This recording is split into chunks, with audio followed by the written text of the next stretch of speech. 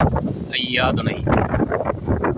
ஐயாவளி மக்களுக்காக புகப்படிப்பின் முதல் வரியான ஐயா சிவசிவா அரகரா அரகரா என்ற ஐயாவின் மந்திரத்திற்கு அர்த்தம் என்னவென்றால், இந்த உலகில் உயிரினம் தோன்றுவதற்கு முன்பாகவே அந்த உயிரினங்களுக்கு தேவையான அனைத்து உணவுப் பொருட்களும் இந்த உலகில் தோற்றுவித்த பிறகுதான் ஐயா ஆறறிவு படைத்த மனிதனை படைத்திருக்கிறார்.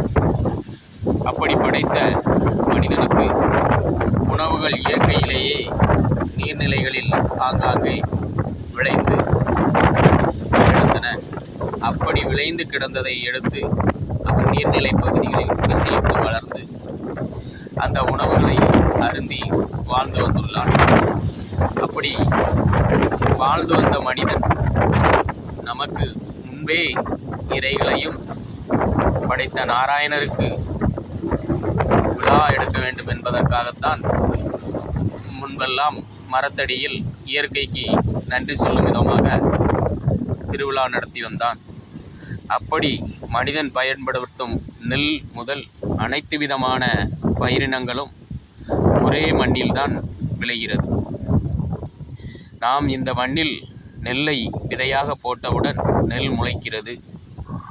அந்த நெல் பலன் தருவதற்கு ஐம்பூதமான நீர், நிலம், காற்று, ஆகாய, நெருப்பு ஆகிய ஐம்பூதங்களின் சுழற்சி, அதாவது நம் கண்ணுக்கு தெரியும் ஐம்பூதங்களின் சுழற்சியின் அடிப்படையிலையும், கண்ணுக்கு தெரியாத மண்ணுக்குள் மறைந்திருக்கும் ஐம்பூதங்களின் சுழற்சியின் அடிப்படையிலும் அந்தந்த பயிர்கள் அந்தந்த வேருக்கு தக்கபடி இந்த உணவை தயாரித்து மனிதனுக்கு கொடுக்கிறது. குறிப்பாக நெல் என்றால் ஒரு 3 இன்ச் அளவுக்கு தன் வேர்களை விட்டு நெல்மணிகளை உருவாக்குகிறது. அதேபோல் பக்கத்தில் வேர்க்கிழங்கு உள்ளது.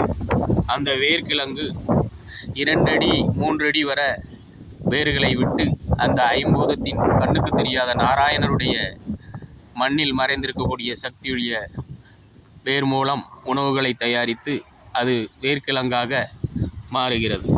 இப்படி ஒவ்வொரு உணவுகளும், நெல்லுக்கு இடையில் களைகள் தோன்றும். அந்த களைகளை வைத்து கூட மனிதனுக்கு பயன்படுகிறது. அப்படி அனைத்து விதமான பயிரினங்களும் மனிதனுக்காக படைக்கப்பட்டது. அதேபோல் நமக்கு முன் தோன்றிய அனைத்து விதமான விலங்குகளையுமே மனிதன் பயன்படுத்துகிறான். அப்படி ஐயா சிவசிவா அரகரா அரகரா என்றால், ஐயா என்றால் கண்ணுக்கு தெரிகிற தெரியாத ஐம்பூதமான நீர், நிலம், காற்று, ஆகாய, நெருப்பு ஆகிய ஐம்பூதத்தின் சுழற்சி தான்.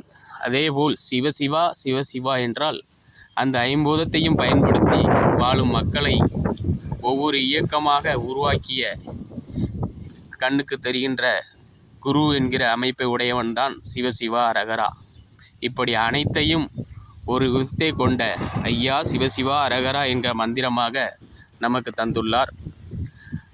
நாளை சிவசிவா குருவுக்கும் குரு பண்டாரத்திற்கும் என்பதன அடிக்கான அர்த்தத்தை நாளை காண்போம். இந்த வீடியோ பிடித்திருந்தால் மற்ற பயனாளர்களுக்கும் ஷேர் செய்யும்படி கேட்டுக்கொள்கிறோம்.